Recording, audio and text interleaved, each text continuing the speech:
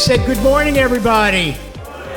Much better, thank you. Today, we have our sponsors, a lot of them. We have 14 companies that sponsor today's program. We have Sandoz and Novartis, Memorial Healthcare, Viatris. They are our primary sponsors. Let's give them a round of applause. We had our community sponsors, TG Therapeutics, Mallinckrodt, Octave, FlowMed. Again, a round of applause, please. For everybody I did not mention, they're exhibitors, they're not sponsors, so I can't say their name because if they want it said, they got to become a sponsor. That's all. Just the next level up, guys, all right? All right. So Patricia Isis holds a PhD in the expressive therapies with an emphasis on art therapy. Dr. Isis, better known, is a licensed medical health counselor in Florida, a registered board-certified art therapist, and credentialed supervisor for art therapists and mental health counseling interns. She's a certified mindful self-compassion teacher and author of the Mindful Doodle book, which I'm glad she gave me a copy of. 75 creative exercises to help you live in the moment. With more than 4 decades of experience, Dr. Isis is a popular presenter internationally, nationally, and locally. And for more information, you could visit her website. It is listed in the handbook or the journal, whatever you want to call it. And again, you have access to that. So I don't know where, oh, there you are. Come on up. I'm tired of talking.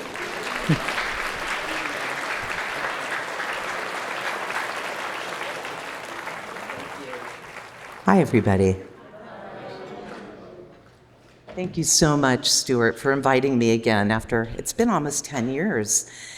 And I want to just do a very casual research study here, if you don't mind, and invite you, if you're up for it, to check in with your body right now. Say hi to it in a nice way, because it's doing the best it can. It always is. And if you can, discern your stress level at the moment on a scale of 1 to 5. 1 being, I'm so mellow, and 5 being, ah. And so if you'd like, you could hold up the number on your hand so I can get an idea what the stress level is here. When you find it, I have a 0, a 2, a 3, a 3, a 3, a 3, a 1. God, you ones and zeros, soak it up. 4, 1, 2, 5. We have compassion for these 5 people, don't we? We've all been there, and we'll be back. 1, 1, 4, 2, 1. Okay, 2. All right, we have a nice range. How did you find that number? What did you have to do to come up with it? Nobody asked Alexa. I didn't hear anybody Googling it. What number am I on the stress scale? That's the inner wisdom that we all carry. This is that popular word that people really don't understand called mindfulness. That popular word that really means being with what is in this moment with full acceptance. That's the kicker. So you just practiced. Imagine that. And that's available to you any moment, because once you know, hey, this is my stress level, then I can make a decision about what kind of relationship I want to have with it. I have it. It no longer has me. So if you look at this first slide, fortunately, I've been practicing mindful self-compassion since 2015, and I've been living with a late-stage diagnosis since in the last 2 years. And I have to tell you, this isn't just about me sharing this. This is about me living this.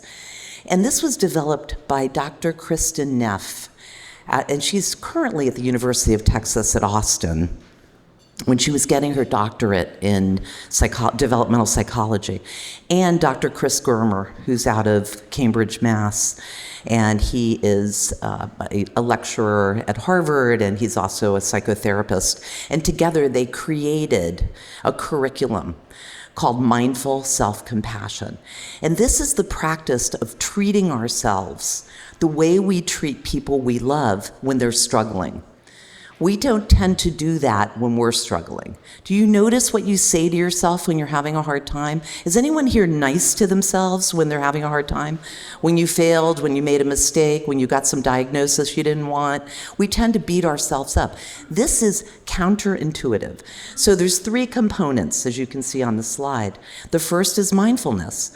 So I invite you now, if you're up for this, it's an invitation to posture yourself in a manner that allows you to feel comfortable yet alert.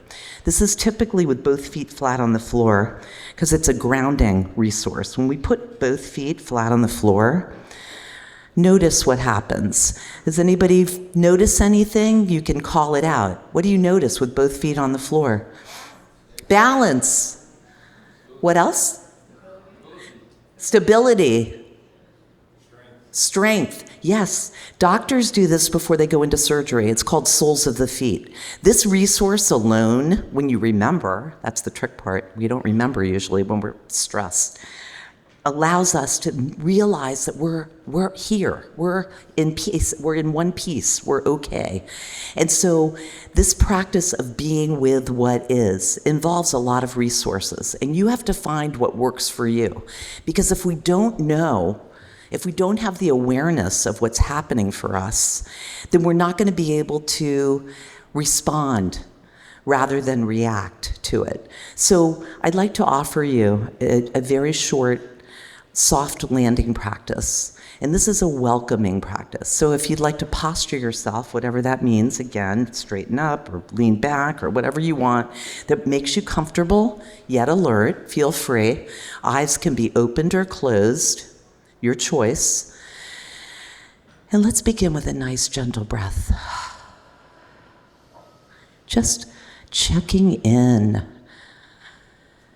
And another one, as many as you want. And noticing how remarkable it is that you're here, that you're fully here.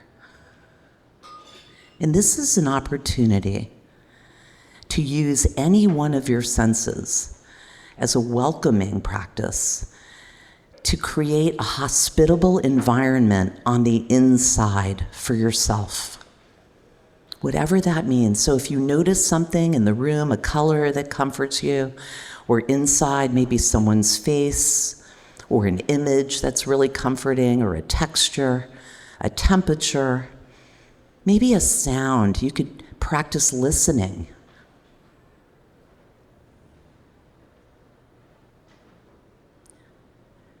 Notice any smells in the room.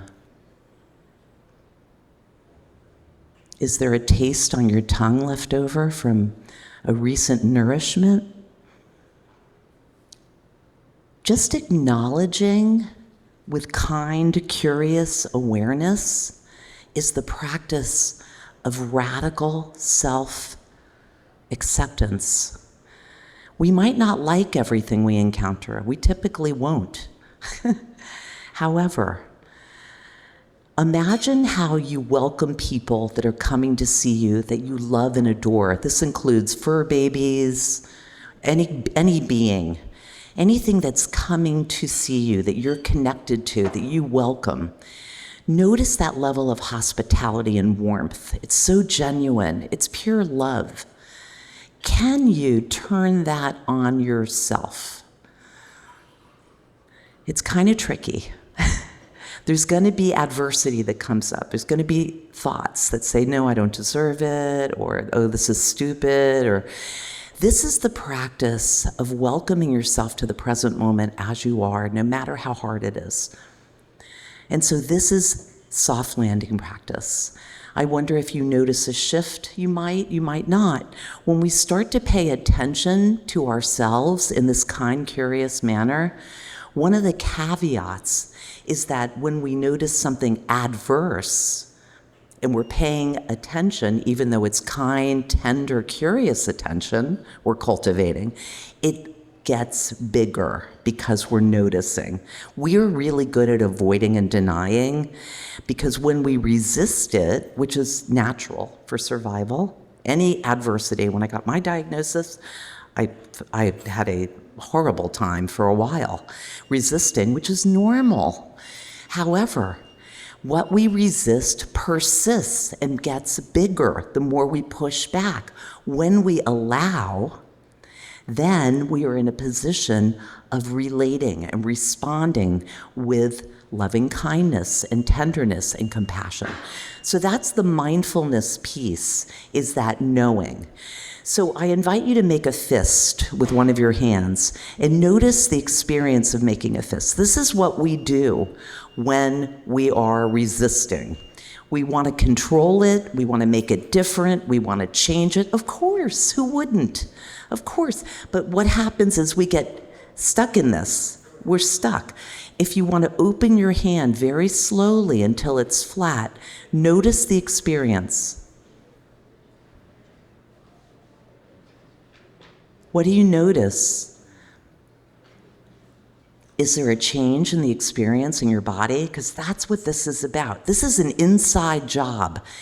I'm more open, I'm more vulnerable, I'm more exposed, and this is a loss of some control. However, guess what? This is mindfulness practice, opening and allowing everything that emerges in my awareness inside my body and outside my body. And it's a practice we can access at any moment when we remember through different resources. One of them is kindness, loving kindness. So if you want to put a hand on your heart, or two hands, it says no internet connection right now, by the way, so I don't know what that means. On the side, okay. So do you notice any warmth, men and women? This is a practice. This is one of the resources. It's called Hand on the Heart. It's along with Soles of the Feet. Everything I offer today it's like a smorgasbord, and you pick and choose what works for you, what resonates with your heart. You'll know, because it will click. You're like, wow, I feel something happened. This is called supportive or soothing touch. When we place our hand here, imagine this. We activate the hormone oxytocin. Can you imagine that you activate a hormone just simply by doing this? I used to work in the school system, and when the kids did the Pledge of Allegiance, I was so happy for them because their hand went here. Yeah, and we do this unconsciously when we're talking about heartfelt experiences like, OMG, you know what happened today? We do this. We're not aware of it. So oxytocin is the hormone women secrete profusely when they're breastfeeding. It's a warm, feel-good hormone. Men have it too. So this is something you can do consciously at any moment. I do this a lot. Even when you're driving, as long as the other hand's on the wheel, you're safe. So hand on the heart, or a soothing part of your body. This is kindness. So once we know we're having a hard time, we can acknowledge it, like, ow. I mean, a lot of people are having a hard time right now, just in the world. We all know this. It's a really tough time for everyone. And so we have this access, loving kindness, because what we typically do when we're having a hard time, we isolate. We feel ashamed. We think we're the only one in the world that's having this horrible thing. No one else would understand. Something's wrong with me. And we do that to ourselves. We go down the rabbit hole. This is, ooh, this hurts. Let me offer myself some sweetness. Maybe the same words that you use when you're welcoming people you love. Like, hey, you're okay. We got this. Has to be your language, your words, has to be genuine. And then if you look around the room, you know you're not alone. Anything that you're experiencing in this life at any moment, 1 billion other people are having the same experience you are at any given moment. So self-compassion is really a yin and a yang. The yin is what I just described to you. The loving, which is the loving kindness, connection, that's the common humanity, presence, loving, connected presence. That's the tender part. That's the yin of mindful self-compassion. It has to be complemented with the yang, which is very important. That's fierce compassion. That's compassion in action. That's taking charge and making boundaries. Like, no, I'm not going to stay up an extra 2 hours to do whatever I feel obligated to do. Or no, I'm not going to take myself to this place where there's relationships that are hard for me. Or whatever our boundaries are that help us empower ourselves. But they're both equally important. And in this practice of being kind to yourself and treating yourself like your own best friend, you also regulate really difficult emotions. And there's a lot of those happening at any given time: grief, despair, shame, remorse, resentment. Once I name it, I feel it in my body. Where is it? Oh, it's here. Ooh, that's a lot to stomach. But once I name it, I can tame it. Once I feel it, I can heal it. We're not trying to get rid of the suffering. This is really important. We're not trying to get rid of it. We are shifting our relationship to it and offering it tenderness, love, kind, curious attention. Oh, isn't that interesting that I still feel angry? You know? Wow. And you're sort of looking at it from a safe distance. We can always lean in, lean out, or completely let go, disengage. We always have that option. And so the research, and you can Google mindful self-compassion, it is profoundly amazing. Look at these outcomes. Decreases sympathetic response, cortisol levels. When you put your hand on your heart, actually what happens is you're connecting with your parasympathetic nervous system. Now this could also be done with a hug. This could also be done with, holding your face. Maybe your grandma did that when she saw you. Oh, sweetie, You just find spots on your body that are comforting. If you have a pet, when you're petting that cat or dog, everybody benefits, right? How do you talk to your pet? Do you ever talk to yourself like that? Probably not. But these reduce cortisol levels and increase parasympathetic nervous system response. And as I can show you, living with this diagnosis, the enhanced immune response is outstanding. I sleep better. Can you imagine? So if I wake up at 3 o'clock in the morning ruminating about what if this happens, what if that happens, or believing a catastrophe is gonna now for sure happen, it's not happening right now, but I've convinced myself, I can come back into the present moment. I can offer myself some soothing, comforting words, some kind, supportive touch, and rest. Also, fewer physical symptoms.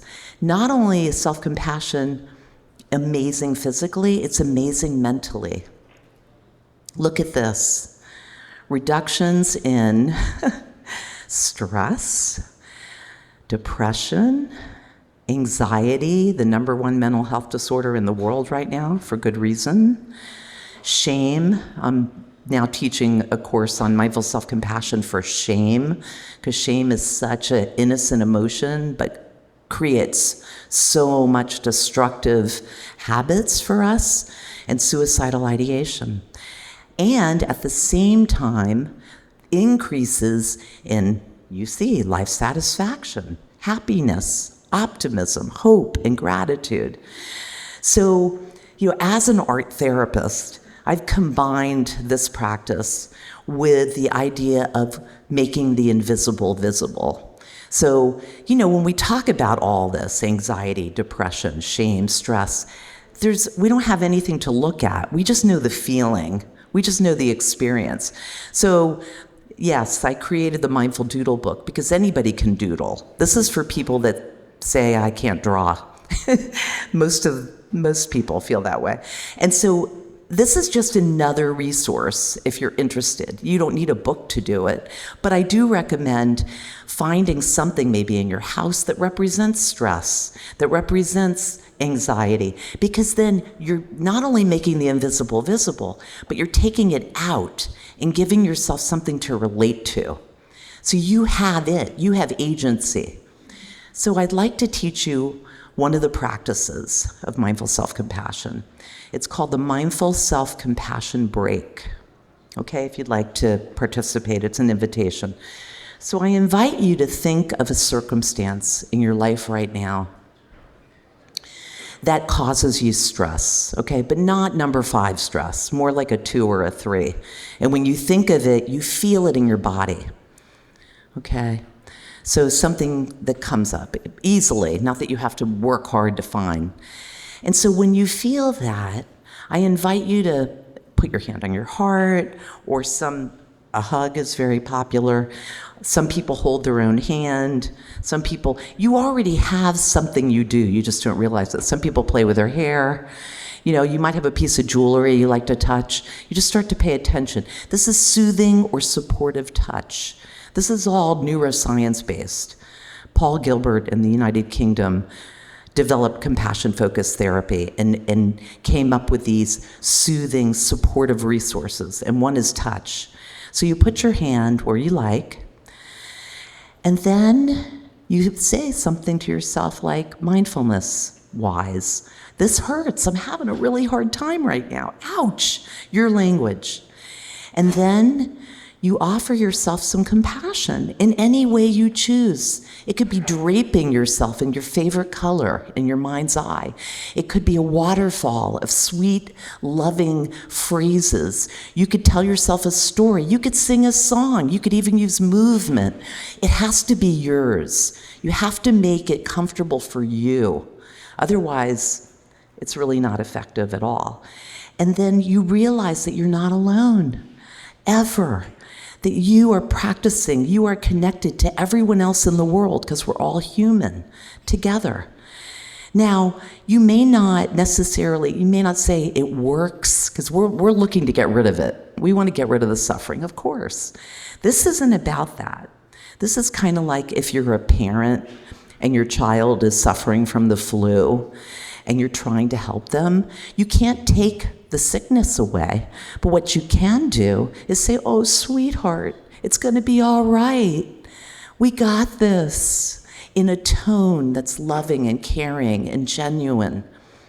Because then what you're doing is you're creating a hospitable environment in your body, in your mind, and you are more balanced in life.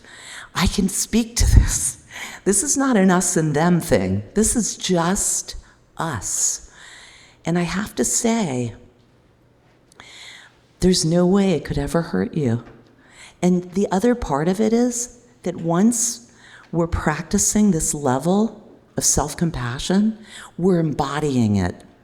And so everyone that you encounter is going to benefit from being around you energetically, because you're putting it out there, because it's in you. So this is critical. Now more than ever is this critical. And if nothing else, I hope you leave today with some strategy for yourself, because you deserve it. So thank you. I know it's time for questions. I see my time is up here.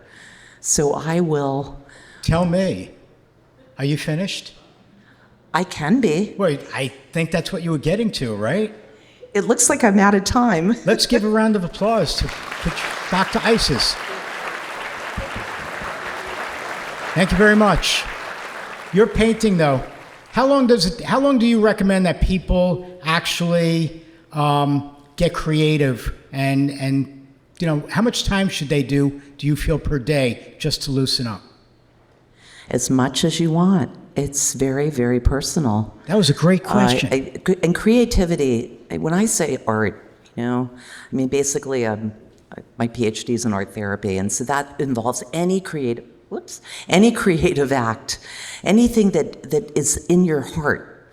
That's what you need. It's a healing experience, whether it's cooking, gardening, rearranging your living room, makeup, fashion. It doesn't have to be painting, sculpture, it could be writing, singing, dancing. Everybody has something. Poetry. I mean, it's all delicious and amazing. The doodle book, here it is. I brought a few of them here. This takes the performance anxiety out of creativity. I think that's what shuts us down. We worry about what it looks like, and it's not as good as somebody else's. This is really not making anything pretty or ugly. It's just being with it as it is and not being attached to the outcome. It's so freeing. So I hope that answers your question. There was one over, yes. Yeah, how long has that supportive touch been around? You know, that's a really good question. In terms of supportive or soothing touch, Paul Gilbert, I think he started, I'm not exactly sure, it was probably at least in the last decade, or maybe a little older, where he started compassion-focused therapy, and this is part of it. And how important touch is, how we touch ourselves is really important. Just like, well, this is just one area, and I'm so glad you said that, because not everybody responds, not everybody likes this. You have to find, and it's an experimental journey, find what works for you. It might be your hand on your head. You know, everybody has something that's comforting that you do already. Like, how are you sitting now? Where's your hand now? That might be your spot. Yes. In the 70s, if somebody told you, put your hand on the heart in the 70s, where would he have gotten that? I had a coach in college.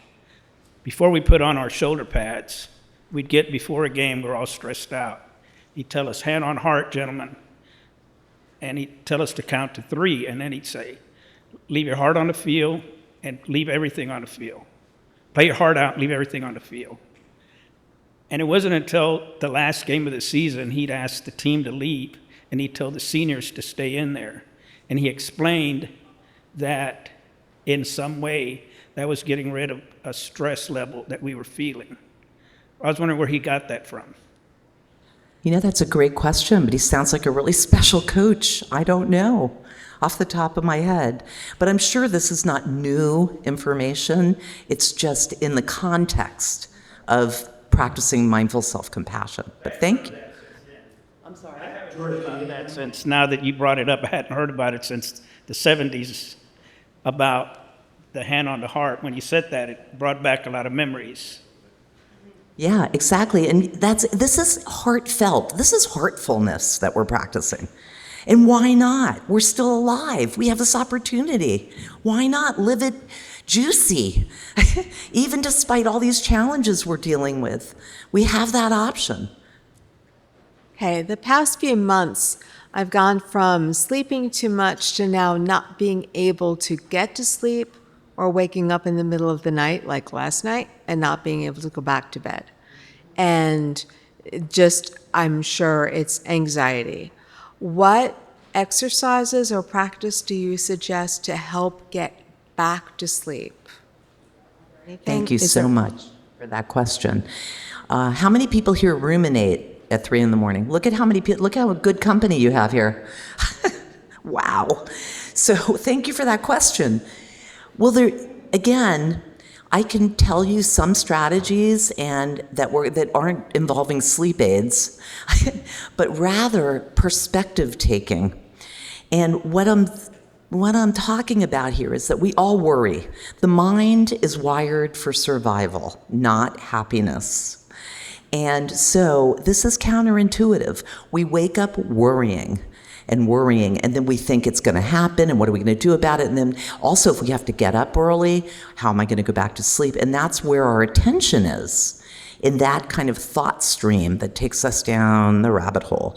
Rather than that, we have the option with attention and with our attitude of moving our attention to wondering rather than worrying. So if I wonder, God, what's going to happen now? What's going to happen with this and with that and with the other thing? When I wonder, I soften it. I soften the worry, and I allow myself to rest. So when I name it, worry, thinking, grief, I'm going to start naming it. So I name it, and then I can choose to lean out and create spaciousness so that I can rest. This is a practice. It's very simple, but not easy. And it takes time. It's a journey. Every night I practice, because I still do all this because we're human. And you have to find your way. There isn't one way, there's your way. So maybe you do better when you're listening to music at night. Some people do that. What calms you? What calms your body? Is it breathing? Some people like breathing exercises. Those are wonderful. Some people are triggered by breath. So maybe it's soothing touch.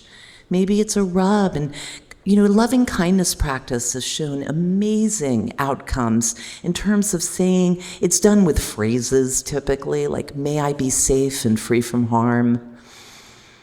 And we could also wish it for everybody else. May we be safe and free from harm in the middle of the night or any time.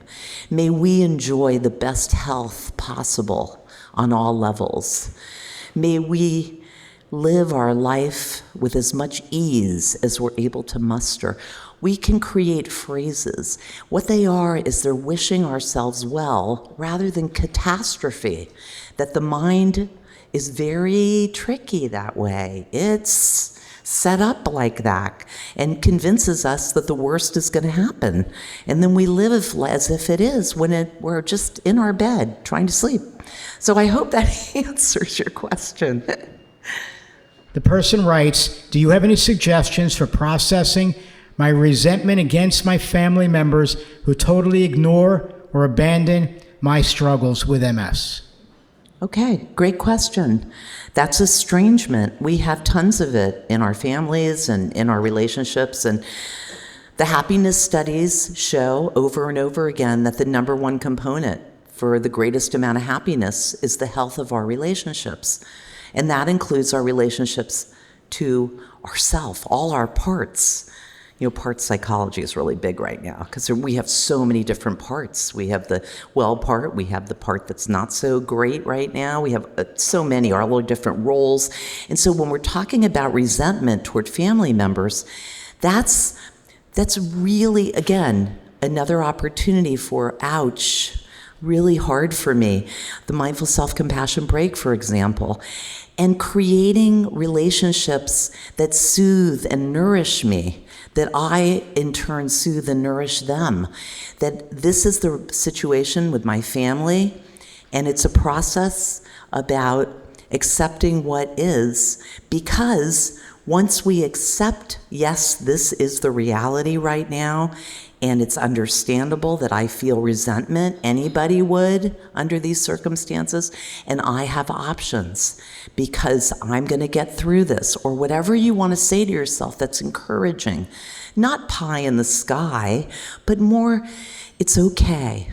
Look what I have now. I have an opportunity to live in gratitude anyway and recognize what is bringing me joy in my life, what is nourishing me. What did I create that is helping me have this life? And what is going to help me be my best self? And you will find your way with that attitude. It's about attitude. It's about tone. I really hope to set a tone here today for everyone that's friendly, inclusive, that everybody belongs, that everybody matters, that everybody has something to offer. And if you feel rejected by your family, in the case of this particular person that made this question, that's the reality, and that doesn't mean that you can't have good relationships with yourself and others. And it is a choice. If we choose to respond, which is looking at the landscape and what actually is, and deciding based on my heart what is my best course of action, rather than reacting, calling up people, screaming at them, or whatever, that kind of thing, which brings up the blood pressure and really creates more adversity, we are going to find a much easier time. Although it is complicated, certainly, all our relationships can be. But I appreciate that question. Any other questions? Well, then let's thank Dr. Isis for coming today. Thank you so much for your attention. All right. So for all of our presenters, we give a plaque. And this is for you to hang in your office. Thank you very much. Take your mic. All right, awesome. Thank you. Be safe, everybody. Do what you got to do in life, all right? Don't let MS stop you. Don't let MS stop you. Take care. Have a great day.